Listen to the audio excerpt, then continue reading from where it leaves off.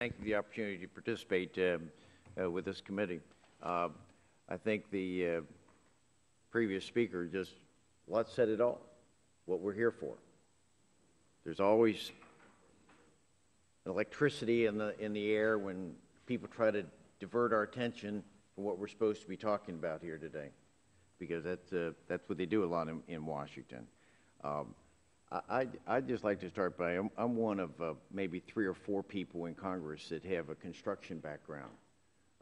And I've dealt with permitting agencies for 40-some years. When they grant a permit, you work with that permit. If the science changes and you change the requirements. The gentleman suspend. I'm going to ask all committee members to respect the time that other committee members have. If we need to have sidebar meetings, we've got a room or a hallway that we can take it to. I'd appreciate that. Thank you. Go ahead, sir. But when they change the rules that on the next permit, you make that apply, but you don't go back retroactively. So that's one of the reasons I came here to, particularly, was to learn from the EPA and the other administrators, what was their grounds for this justification? If it were science, then let's build on the science. But unfortunately, they chose not to be here or not to send any representatives within their organization. So I'm a little surprised with that. But let's stay focused on why we're here. About a permit. Permit was given. And if what I'm told, they said they wanted to revoke it because I believe the science. They felt there was more science that caused that to be considered. So I would like to ask, I suppose, Ms. Gannot, to try to give an analogy for you. If in your house, you probably have plywood in your house. You have drywall perhaps in your house.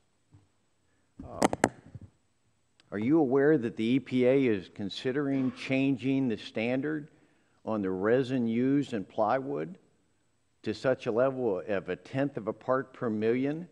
And if they do make that change, how would you feel after you've been given a permit to own and build or locate in your house? They knock on your door and say, you have to leave your home because we've changed the standard and your house is no longer within standard. Would you leave your house willingly? I absolutely would. If I thought my house was making me sick, I would leave. And I'm sure you'll pay, if I could reclaim my time, and the same thing with concrete. There's in your house you have fly ash in your concrete, and the EPA is now adopting standards that will say that that's a hazardous material.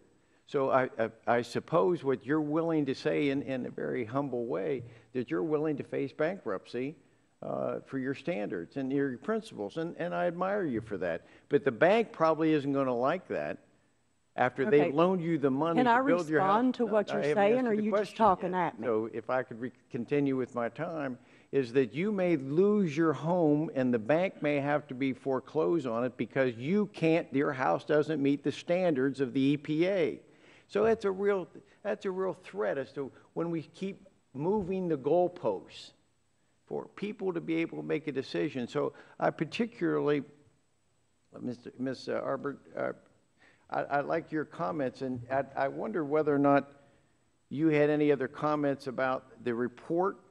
But before we get to this report in a real short time frame, I want people to understand that since we got off game, I'll play in his court for a little bit when he won't acknowledge that in the other committee.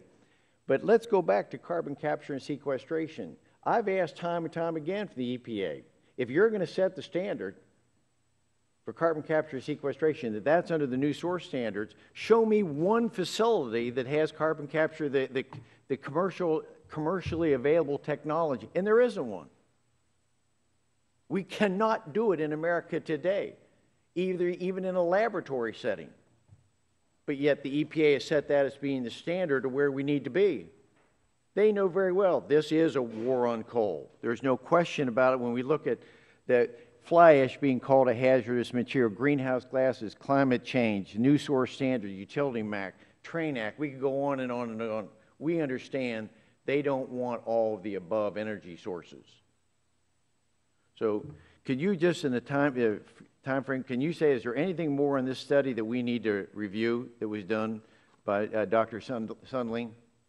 I think the takeaway from that report is that the impact on the broader business community and the investment community will be huge, and that it changes the business model for infrastructure in America. And was that the intention of the Clean Water Act?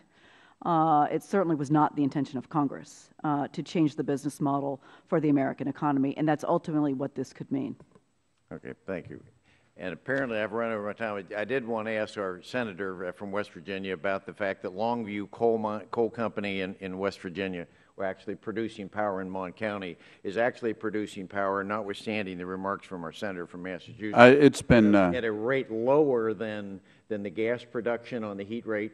So the innovation is there. It's just got to be the ability for the bank. Mr. McKinley. Mr. Chairman, would the gentleman like to ask unanimous consent for another minute to pursue that?